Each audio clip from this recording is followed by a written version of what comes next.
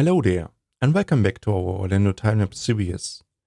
In today's episode, we start the construction on the buildings right next to the confectionery. As you will see it in this time-lapse, the left one we will finish today, but the other one only to halfway. It would otherwise just take too long when we squeeze everything into this one episode. As of recording, I'm still not 100% sure if I now make the cinematic later on with both buildings finished, which will look of course way better, but at this stage you will already saw on which way I decided on. And so by the end of the very next episode we will have here this whole side of the main street done, and not only that, but actually the full surrounding of this main hub.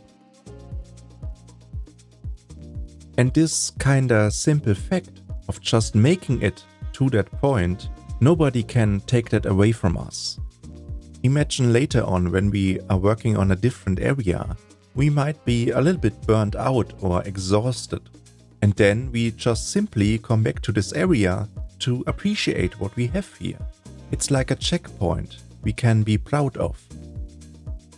So this motive that you use now, your very own park that you are creating here, as your primary motivational source here that keeps this very park going, I just find this so very charming. So maybe if you are starting on your very own park or are in the middle of doing it, this would be my recommendation. That you first have there one area in the park that is really complete in itself. In that way it serves as this motivator that keeps you going. You don't really have to force that on yourself. You just look at that thing and it already inspires you to continue. When I think myself back to the year 2016, back then Planet Coaster 1 was released in the alpha, I was very excited about it, especially the ways of how you place down objects in your world. It's still so special to me, but back then I really wasn't sure on what to create and how to continuously make a progression. So I believe it was almost half a year that passed by until I really started on the Anaheim Park. And in that time, I just found it very difficult to create something. And back then I thought it was just the limitation of those pieces. But in retrospect today, I believe it's not. There wasn't anything in the park itself that motivated me to keep going. So my belief is, when you are just starting out on your park, this is always the most challenging part of it. To make there the first step and to go for new grounds and to have that initial motivation there to come up with something. It's just a thing where I feel like most people are kinda not failing, but they struggle with that. And when you not get past this entry stage, let's say, you just have a very hard time to be consistent. And I noticed this myself on this very project here. When I first started off with the railroad station, I kinda forced myself into doing that. I wanted to have it finished as quickly as possible to get past that entry phase. I can remember that I really had there an inner conflict in my head where my own thoughts said like, man, you have to stop. This doesn't really look any good, okay? You really have to do something else now. And you can only imagine how demotivational that is.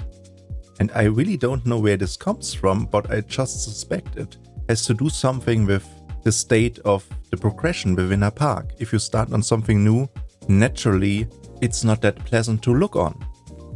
And if you now have something in the park, like right now, it's a whole different game suddenly. There is an intrinsic motivation coming up just by the pure impression of it. And the bigger this park gets in the future, so does the impression and motivation of it. So to finally conclude now this first topic here, try to do something there at the very start that you can be proud of. It will not only benefit the theme park by itself, but it will also affect yourself while you are constructing on it.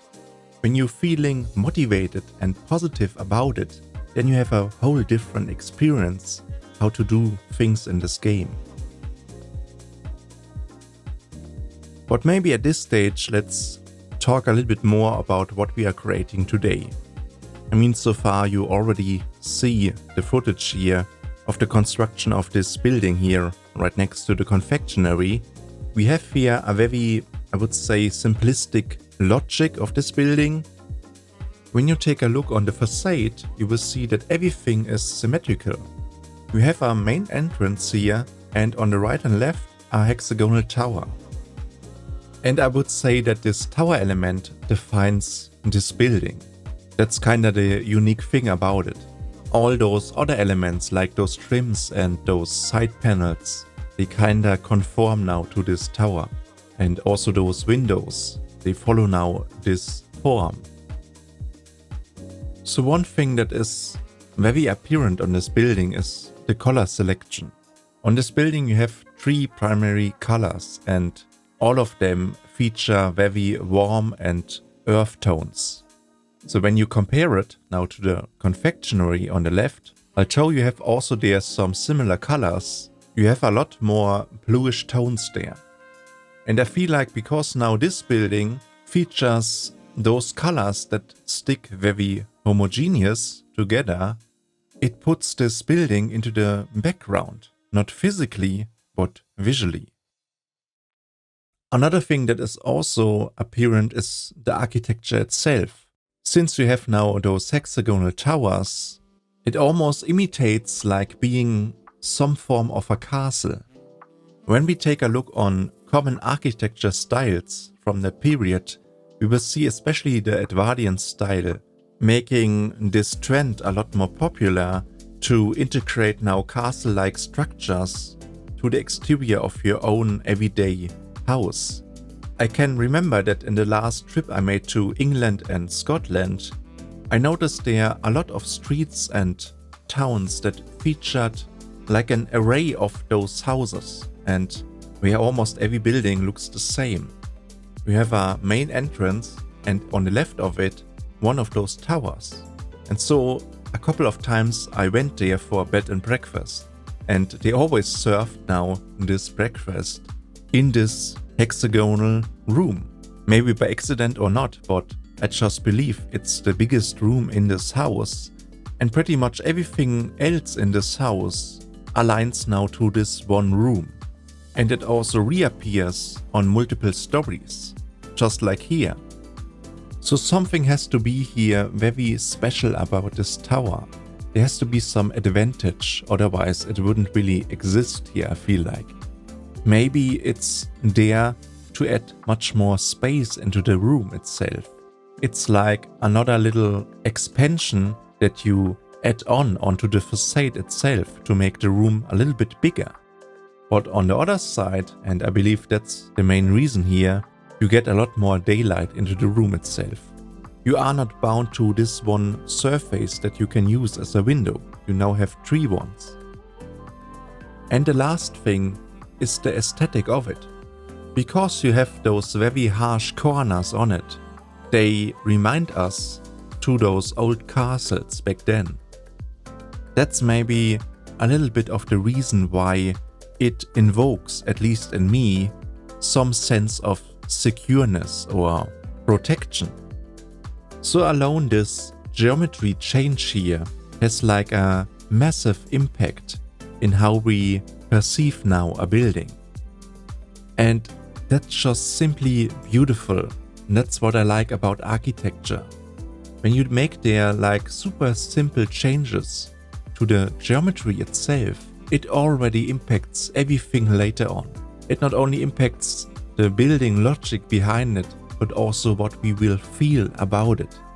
And that's the thing, that you have there the power or the influence about what people will feel later on. And in a way that's like a superpower that you have. That's exactly what you will need in order to make your theme park a real experience, that you play there with the feeling world of those guests. After all, that's exactly what we want. We want to influence the guest, that he digs into a story and to evoke in him a certain emotion. And when we as designers here can do that by just simply modifying a little bit of the geometry of the building, isn't that just beautiful? But maybe at this stage, let's talk a little bit more about the build right here. As you are seeing, we have created now this tower and we are working on those ornaments. I have to say that the construction or the build itself, it was pretty straightforward. There wasn't really anything here that hold us up, like those awful awnings on the confectionery. As I'm seeing this here, I made a very interesting discovery on this building. You can see me later on working on those consoles on the building that you see in those trim areas. And it's always the question, how do you recreate that? Because in reality, it's super finely detailed and you can't really do that. So you have to find a creative way how you can imitate that or get the same feeling attached to it with a lot less detailed variation of that. And so for me, what worked here, when I created now a console, I placed down an art shape and I copied over like 6 or 7 copies of that right beside it. So you had like a string of those elements. Then I selected every second or third element there and I would slightly offset it into the background. So you would get there like a little effect of depth happening. So as we are talking about consoles or brackets here, kinda makes sense to mention here that I reworked a little bit of the railroad station on that part. Previously I had those cloud pieces that I used for that, but that was still the time where we did not had any art pieces that were scalable to 5%, and so I redid them with art pieces just because it looks so much better and you don't have this glowing effect there. On the railroad station, they are a lot more finely detailed, just because it's the railroad station. Maybe later on when we are doing the real-time show, I will show it then to you. But yeah, as we are continuing now on this building here, I would like to talk now about the upcoming Sorcery pack that got revealed last week. So the first thing is that we have now the confirmation that the DLC and what we saw on this image where it said paid content, it's actually about this scenery pack. It's not about the coaster or anything, it's only about the Sorcery pack. And so the great thing will be that we will have there a very huge scenery pack with new pieces that we never seen before. I looked on the official website and they have there like a little slideshow where you can scroll through every item that will be coming into the game. And so overall I really like those pieces that they will bring. although I have to say that many of them are very specific. I mean, there are some pieces that you can only make work in a certain context. And there are barely any pieces, I would say, that are versatile like an art shape or something like that. And this gives me kinda the impression of this update that it's perfectly geared towards any player who wants now to create their very own visiting world. So something much more of the franchise of Harry Potter, and to create now your own very version of Hogsmeade. And you can see, of course, that intention also by the very coaster they released with this motorcycle. I mean, that's super non-intentional to any Universal park out there, right? And so for those players, it will be absolutely great to have there another side of your park where you can create now your own very sorcery theming. However, I expected the spooky pack to be returned to this game. I suddenly realize that they kinda replaced now, or at least it makes the impression to me that it kinda got replaced by the sorcery pack. And when I think back to the OG one that we had in Planet Coaster 1, we had there skeletons and pumpkins and so many tiles there to create your very own haunted mansion, that I almost fear that we will never get those pieces back. I mean, sometimes Frontier is also very surprising, and I could only hope for that they bring back those pieces within the time of Halloween. I don't want to sound here too negative in any way, and I try to stay objective wherever I can. I'm very optimistic that the Sorcery Pack alongside the 7th update will be a great addition to the game, and it will hopefully bring also some new players into this game. But if the Spooky Pack seemingly so easily getting replaced now, it would be such a shame. When we take those two scenery themes right next to each other and take them in context to today's pop culture, you should see that the spooky theme is a lot more publicly represented in our world, not only today but also in the past, pretty much since the innovation of the motion picture. And even before that, just think of Dracula. The sorcery theme, on the other hand, I mean, sure, you have Harry Potter and some movies about magical creatures and so on, but I would say it's a very specific niche. And comparing it now to a spooky theme that exists pretty much in every theme park out there in some form, I just don't see any sense behind that, to now suddenly have no spooky pack and relying instead on the excuse that you could, of course, create your very own spookish area with the pieces of the sorcery pack. I mean, don't get me wrong here, you can certainly build there something that looks very spookish, but I'm just after this principle. Why should it rely on ourselves, on our own creative abilities in creating something spookish out of those pieces, if we could have instead just the spooky pack by itself? That's just all I'm after. And most hopefully, this whole talk that I gave to you now is completely irrelevant in a couple of weeks when we suddenly see they reintroducing now the spooky pack for Halloween. I just hope that it's like that. But aside from this one thing that I question a little bit, all features of the 7th update and also the content of the sorcery pack, it will enrich the game. For me, especially the game changer within this update is the fact that we no longer being held back by those grid pieces. When we finally are able to rotate them around to our desire, it will change the way how we construct things in this game. As I said last time already, I'm very stoked about how they will change our building technique. When you suddenly realize that you can generate a local axis that is independent of any objects that you have selected, this will be super helpful when creating more complex structures.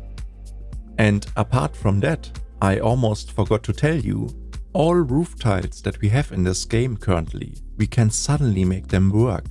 We can put them finally on the roofs that we have in this park that are currently made out of art shapes. When we actually have then a texture there, I can't even imagine how great this will be looking then.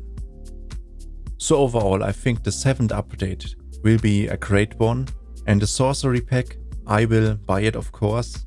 I feel like for $12.99 you really can't do anything wrong here. And apart from just having those pieces then, for me it's much more about supporting Frontier here, and it's pretty obvious that this will be not the last DLC that they are making. As I'm saying this, they already working on the next one. I'm very sure about that. And that can only be positive in any way. Let's be honest, we have a game here that is so very unique. No other theme park game out there comes even remotely close to this one. And because that's so very true, I can't really be upset about all of this. If there's something not working out in my favor, there's simply no alternative to it. I can remember shortly before Planet Coaster came around the corner, they released Roller Coaster Tycoon World. I watched a live stream back then of the developers of that, in which they really hyped up the game and they promised there so many different things and how cool the game would be later on. And then once it was released and I played it for myself, I suddenly realized that all of that was pure bullshit. It was the most disastrous and horrendous game I ever played of this niche or genre. But at the same time I was so sad to see that they drove now this franchise and the well-known name of Roller Coaster Tycoon completely against the wall. It was just so disgusting. And I even paid for the deluxe edition, which to this day I did not refund, because I had still hope there that they might turn it around.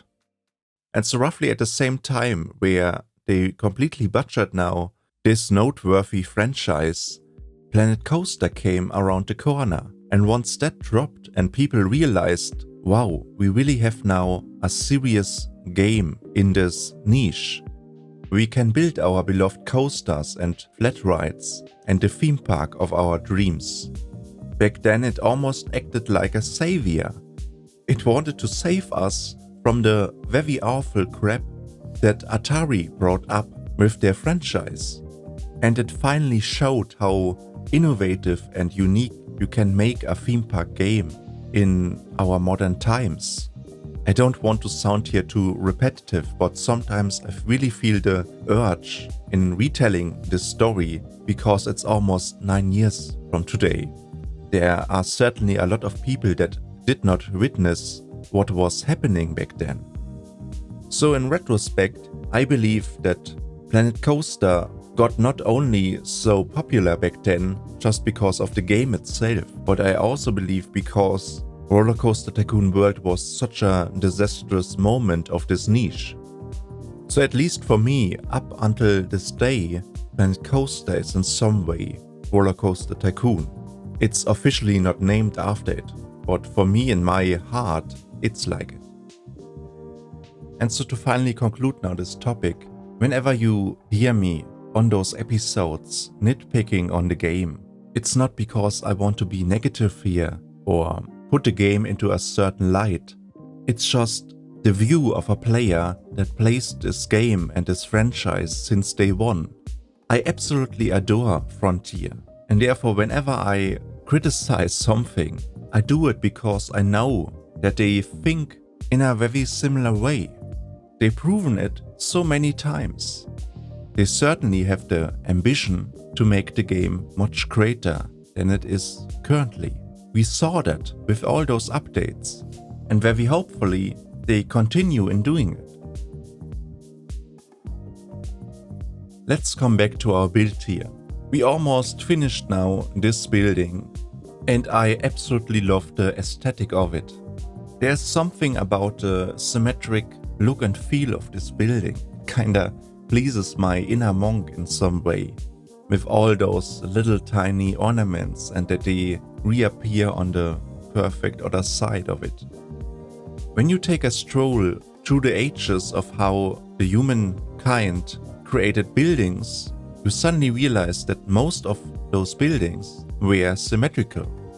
When we go back 2000 years from today, in ancient Rome and Greece, all temples or buildings that I can think of, all of them are kinda symmetrical. And it kinda keeps on going. Also in medieval times or in the Renaissance period or in the Baroque period.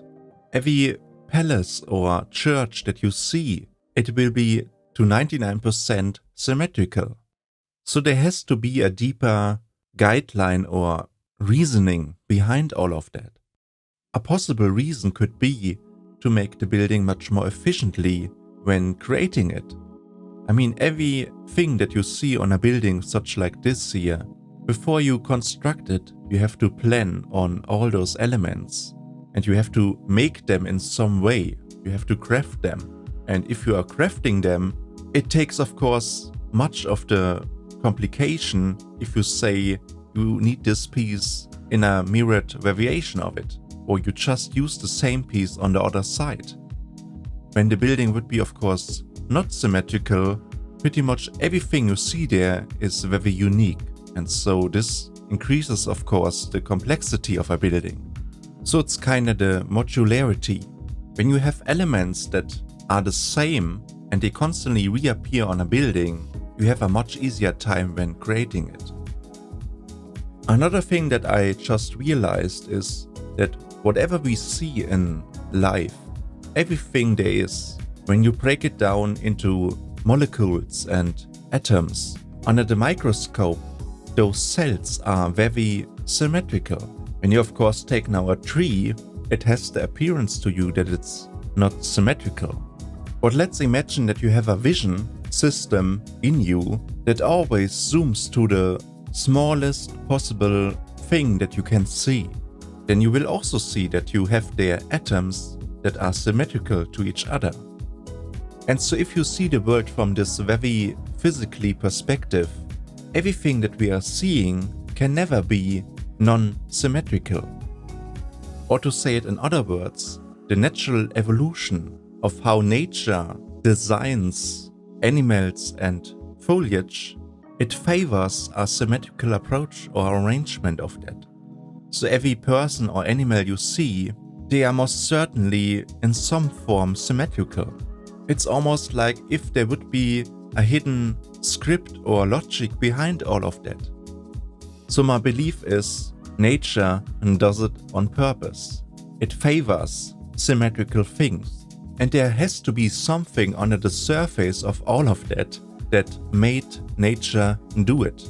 Maybe that was God, but as you probably know, I'm not that religious in any way. There had to be some force out there obstructing now this logic. And it kinda shows in us, in our selves, we as humans.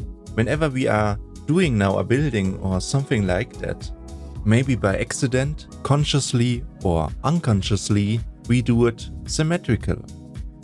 You could kinda say very poetic that nature celebrates itself through us as humans. It kinda has a intrinsic, constant impact on us to do things symmetrical. Otherwise, why would we see all of those things?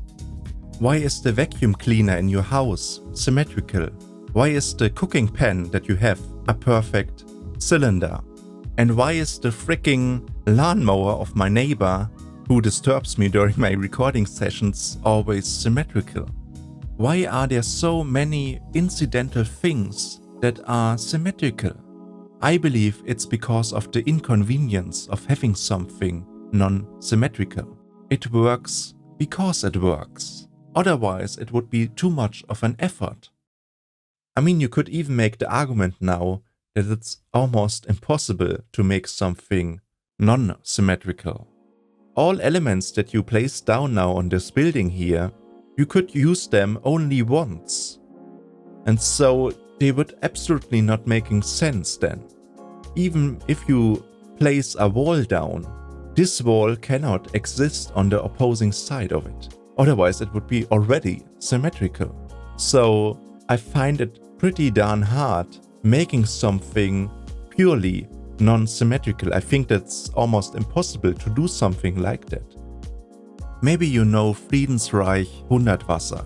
He was a great architect and artist, and he had this idea or vision that everything he wants to create now within his buildings and artworks, he wants to make them organic, like in nature, because in nature everything else is also organic. In nature, you will never see a perfect straight line. You will always have their lines that are curved and kinda bumped up.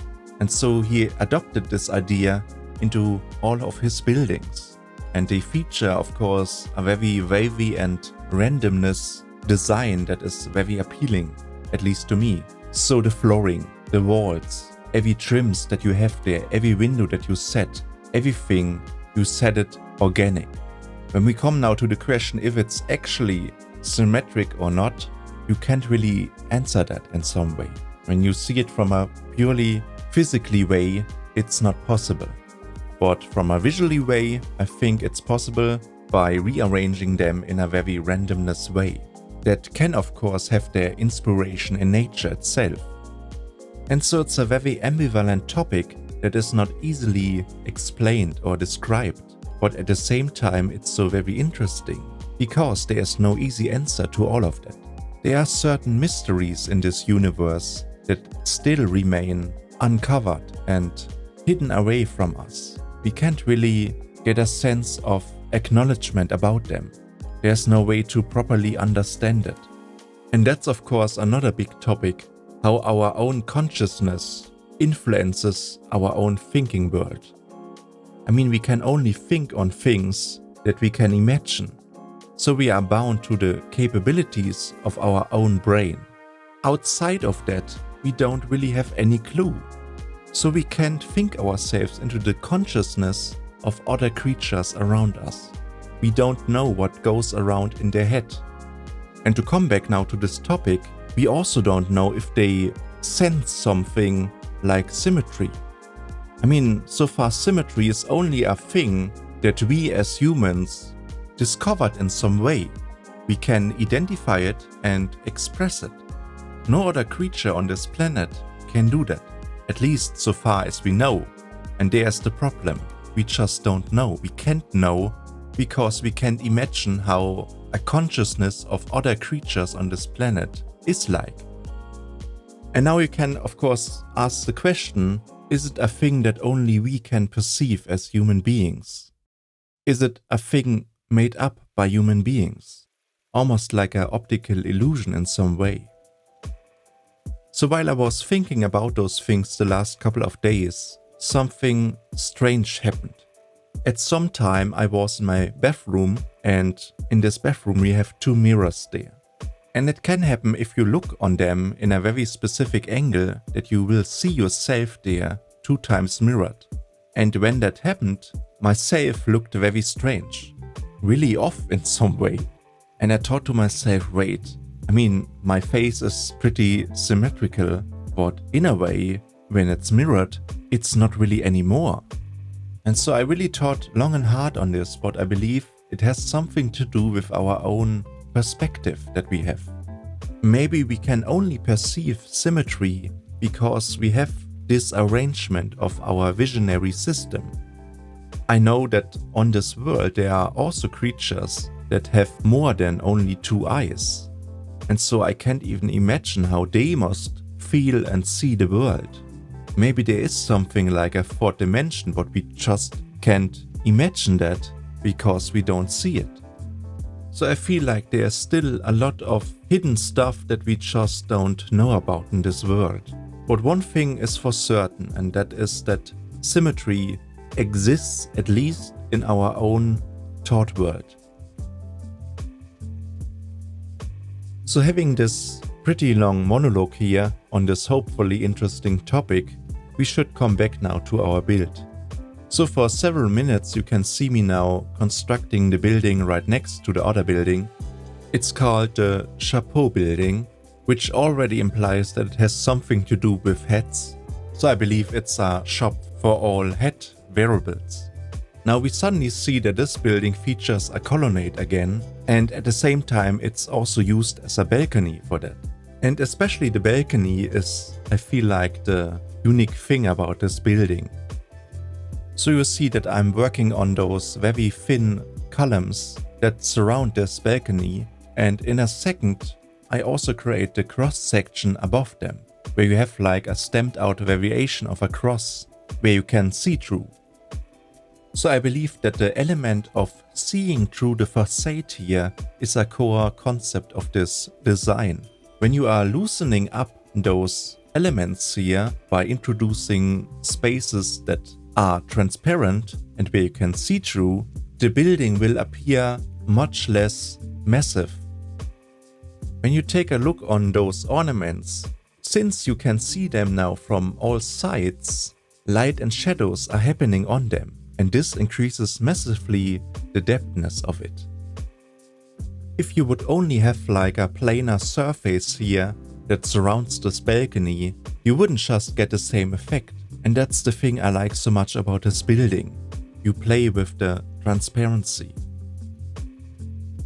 So in Planko it was a little bit tricky at first to come up there with a good enough solution so that those columns would really capture now this transparent look. In the end, art shapes work the best here when you mix and match them a little bit and use all of those different ones together. You can achieve their great complex structures. So I'm very happy about how it looks right now. Later on I will show you a little bit more of that in detail when we are doing the real-time show. But maybe at this stage I would like to talk a little bit more about how far I'm right now as I'm talking in the park. I made a tremendous amount of progression in the last week. At first I only wanted to start with the railroad station interior, but I kept working on it for days and eventually came to a point where you could kinda say it's finished. Now there are still some things that you could kinda add in the future, so small furniture or decorations like some old photographs on those walls, but it's now in such a state where I also say it's good enough and it's really finished. I also redid the whole pathing in this park and I rewatched a lot of Taggy videos for that. I mean, he showed masterfully how you can tweak this system for your creation, and I adopted that a little bit and finally understand now how it's working. And so especially those staircases and those ramps that you see on the railroad station, it took like 1 or 2 days alone for that. But right now, every path that you see, so every ramp and also every staircase is working and operating. I also tested the park with guests in it. They are going where they are supposed to go. The only issue was a little bit that they had no really ambition now to go to this railroad station and to ride the railroad itself, simply because there is no destination. And so I had to build a second station and attached a generic coaster to that, so that they had a reason now to ride it. So back in Planet Coaster 1, we had there 2 tiles that you could place down in your park, where it would attract the guests that are roaming around your park. And I kinda miss that now, because you can't really tell where people will go in the end. If I would have there like a little landmark or something, it would be so much more easier in having a consistent guest flow in your park. Right now I can't really influence it in any way, other than to create a coaster or something that they really desire now. I just hope that at some point Frontier will bring back this feature. Another thing that held me up a little bit when making now the railroad station fully functional was when setting the entrance and exit point of the station itself. Whenever you are placing down an entrance or exit, you have like those swing doors, and you do not really have any option to hide it or make it invisible. But the thing that really annoys me is that underneath this little gate you have a massive foundation, and guess what? This freaking thing exactly reaches into the interior of the basement floor of the railroad station. And so the positioning where you have now entrance and exit points is very important. Right now I have the entrance in the exact middle, where also the main hall is. And so when people are queuing up for the ride, they're actually standing exactly in that main hall. And so once they complete their turn with the railroad, they're exiting on the farthest point that is on this side of the main street. And then they go down this ramp that you see on the side, like in reality. So as of recording, my next steps are to care about the horse-drawn trolley or tram and to finally have that thing driving around in the park. And besides that, we also have to care one more time about the pavement on the main street in general, especially on the right and left where you have those colonnades happening. I didn't update that since its creation. And once that's done, we can, I think, finally start our walk along the main street itself. We can work ourselves then towards Cinderella's castle. And it will surely be a hell of a ride and so many different things we have to care about there. But with every house and detail we set here, we come our goal one step closer. And regardless of how hard sometimes something is to create, I just love this journey that we have. They are naturally up and down. Sometimes it's really hard to continue. But we learn out of those situations for the future, and we kinda adapt then to how we deal with certain things. And I mean, there we are again at the first topic today, where you can find your own spirit on how to continue in all the things that you built prior to that. I mean, I can't envision on how many times over those last years I had self-doubting. There were so many situations where I thought, oh gosh, I can't live up to that. I don't think I can do it a second time. It's just not possible. And this inner conflict that you just can't make it in some way. But I feel you have to just follow the yellow brick road. Maybe you are kinda aware of that quote. It's from one of the greatest motion pictures of all time, I feel like, The Wizard of Oz. And this movie in particular tells the story as beautiful as you could ever make it. It's a story about self-doubting. You know, they all think that they have to visit the Wizard of Oz in order to get something that they think they need. So they need a home, a brain, a heart, or courage. But actually, just because they are doing it and they're doing their approach of getting there, they are kinda realizing that it sticks with them all the time. They don't need a freaking wizard that gives it to them because it's already there. They were just in disbelief that they could make it in the end. They were self-doubting. And that's the beautiful lesson I think you can learn from this movie. So please, if you have a minute or so after this video, please watch The Wizard of Oz a second time. Now that you know what it's about and a little bit more context, it might make also much more sense then.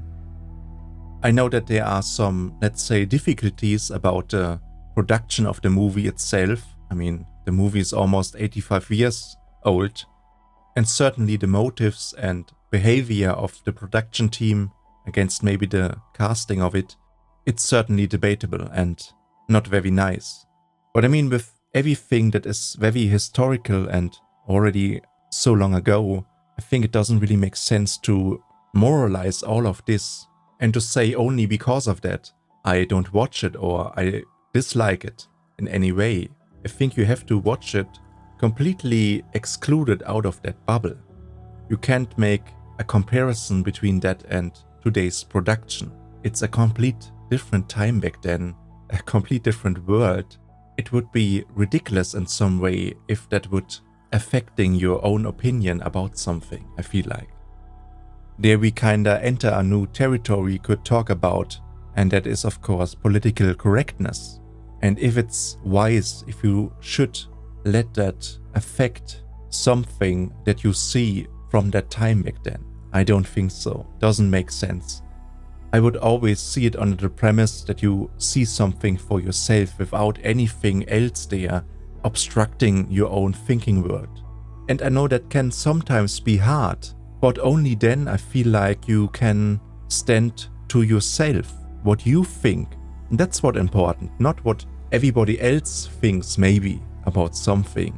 It's about what you're thinking. And I just sometimes think that we get publicly so overdosed by people that wants to tell us in what we have to believe and what is reality almost.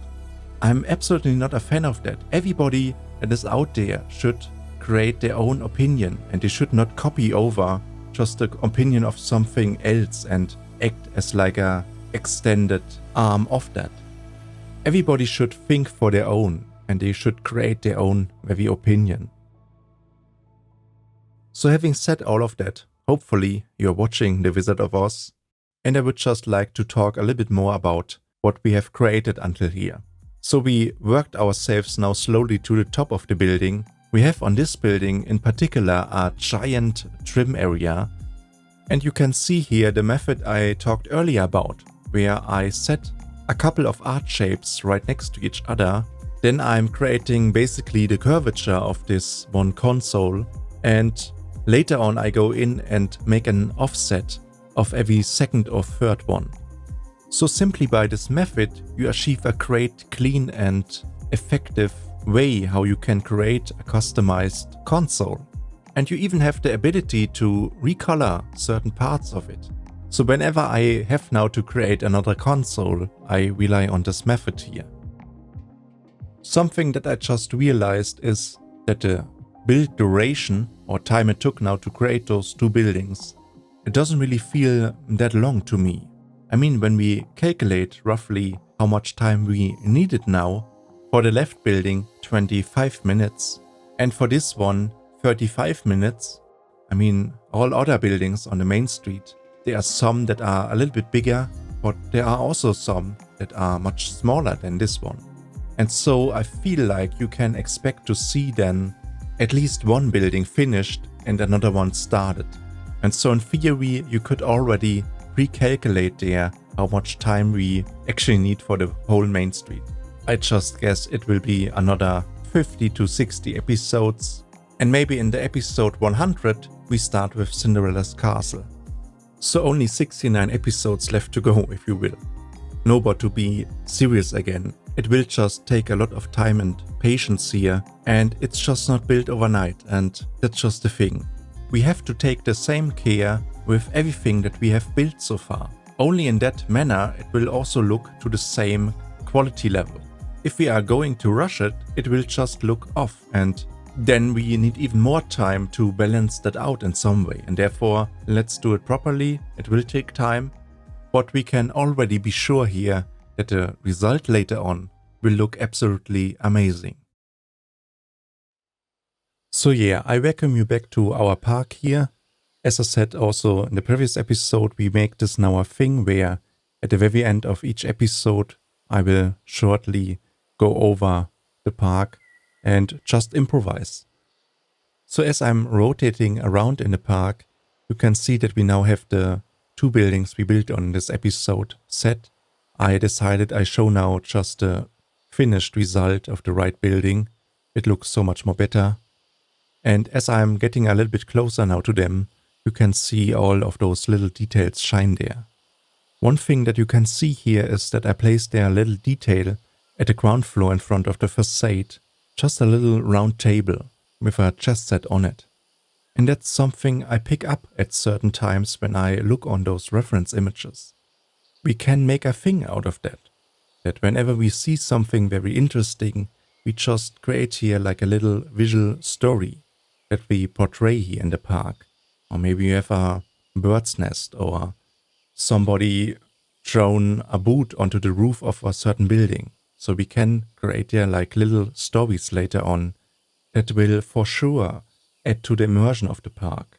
We might even create like a little quest where you have to find a specific object. So there are certainly ways how you can make the gameplay of this park much more interesting later on. It's not only a diorama here that you can watch and enjoy, you can also be part of it getting interactive. I mean, we have display sequencers in this game, and whenever you are in the first person, you can interact with them, you can activate them.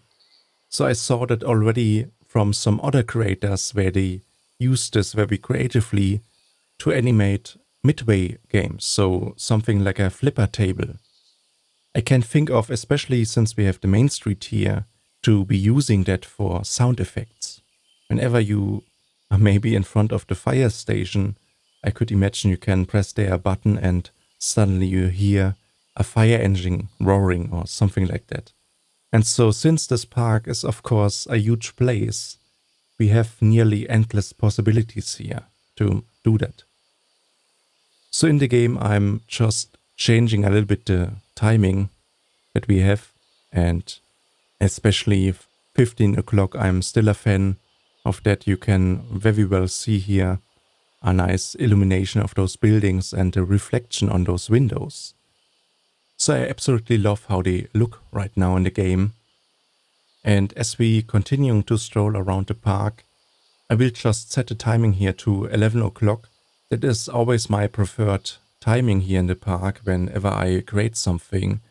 It gives you the most natural color representation. That's really a thing sometimes if you are working on a timing setting like 15 or 16 or even 17 o'clock, you have a very hard color shift in the park just because you have a sunrise or a sunset. That's of course not a timing where you want to build now. It completely makes your colors way too warm or too cold. And yeah, right here that's exactly what I was talking about. I have here a display sequencer, and this one is there to make the door on the left open and close. So when you activate that, the door will open. And I still did not dig too deep into this door animation. As I said in the episode of it, I will rewatch there some videos of Teggy to properly make the door last long enough so that the tram can pass by. So I continue to stroll around here a little bit more. Whenever you move in this park, very naturally, you always get a new perspective and a new angle on how you look on things. You see all the time something new that pops into your eyes. And the bigger the park gets in the end, the more we have this happening. I mean, the most prime example on YouTube, at least in Planet Coaster terms, is for me Aston Wolf. Whenever I watch his videos and you see this giant Wilderness Springs park there. Oh, by the way, don't look at it. It's a little bit of a sneak peek here. Just pretend you didn't see anything, okay? But whenever I see his videos about this Wilderness Springs park, it's just so amazing to look at. You can spot every time something completely different. Because he's always changing it also slightly, there are always new perspectives to look at. And that's really something I'm a fan of. That you have there something that grows and changes dynamically over time. And that's one thing I want to establish here as well. But one thing I wanted to show you now, of course, is a little bit more of that sneak peek. You can see that we opened up those walls and we already set a little bit of the interior there. And especially I'm very proud of the ceiling there. It looks so amazing. But so much to that sneak peek, you will see it for yourself in a couple of episodes. But yeah, I feel like you get now again a little bit more of a vision or picture how the park currently looks like. I could probably make this even longer now, but we are over 50 minutes in this video, and I believe at some point it also has to end in some way. So at this stage I would like to conclude now this episode. We talked today about so many different things and we made quite a good progress on our build here. When you are going to watch this, it will be only a couple of days left until the Sorcery pack will drop. And so especially I say this because I'm very interested about your opinions about it and how you feel about the whole thing if you have watched all of that earlier. Do you think it's a great addition to the game? Or do you feel that there's something lacking? And maybe even you also agree that we kinda lack here a proper spooky pack. So regardless of how you feel now about that, I'm certainly interested into your opinion. But with having said that, I hope you enjoyed today's episode. If you did, subscribe, like or comment, consider becoming a member on this channel, join our Discord server, watch my other videos about Anaheim or Orlando, and thank you for watching. See you in the next one. Bye.